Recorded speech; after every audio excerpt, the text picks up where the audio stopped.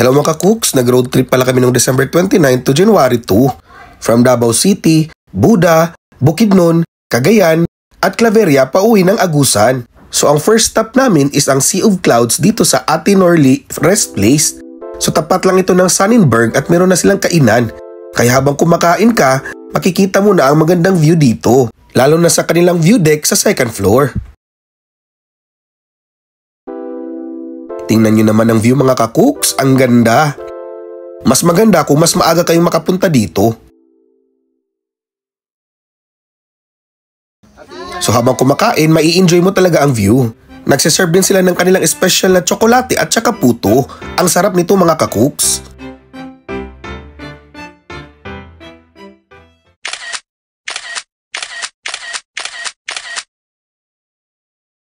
Sunod is dumaan kami sa Philippine Eagle Monument. Meron na rin ditong nag-human drone. Ang galing na rin mga bata pa mga ka-cooks. Meron din silang mga souvenirs at mga handmade na mga accessories. Mapapabili ka talaga sa ganda at mura lang din.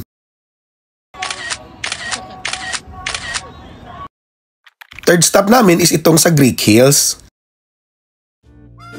Pero bago kami pumasok doon, nagkape muna kami sa coffee culture. Ang sasarap ng mga coffee nila dito mga ka-cooks.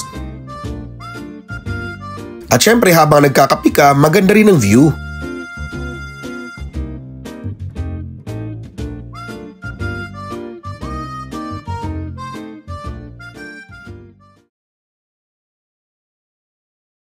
Ito palang kanilang entrance fee at mga rates sa kanilang mga adventure rides. At mga pagkain sa kanilang restaurant. Pagpasok nyo dito, bubungad sa inyo mga ancient paintings at saka Greek structures.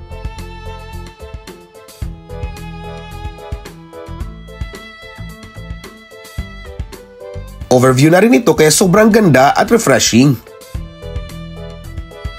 Nag-try din kami ng mga rides kagaya ng zipline,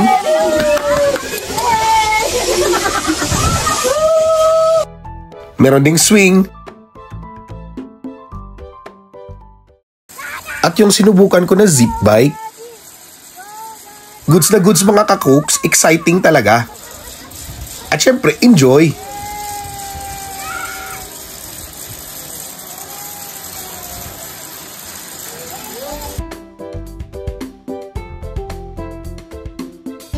Meron din silang cafe at bar.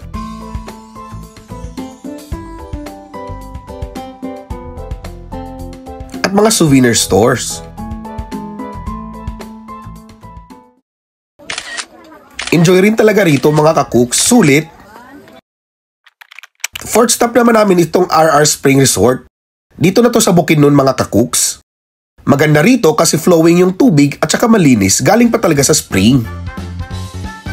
Ang ginaw rin dito mga ka-cooks kaya mawawala talaga yung init sa katawan.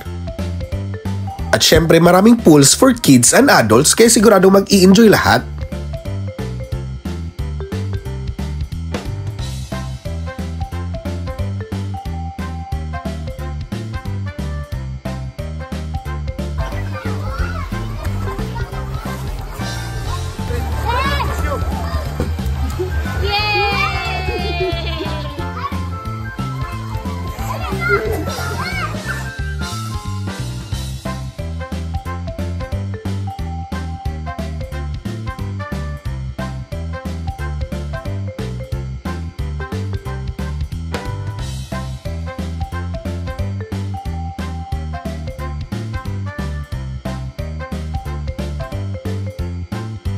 Pwede kayo dito maligo hanggang gabi.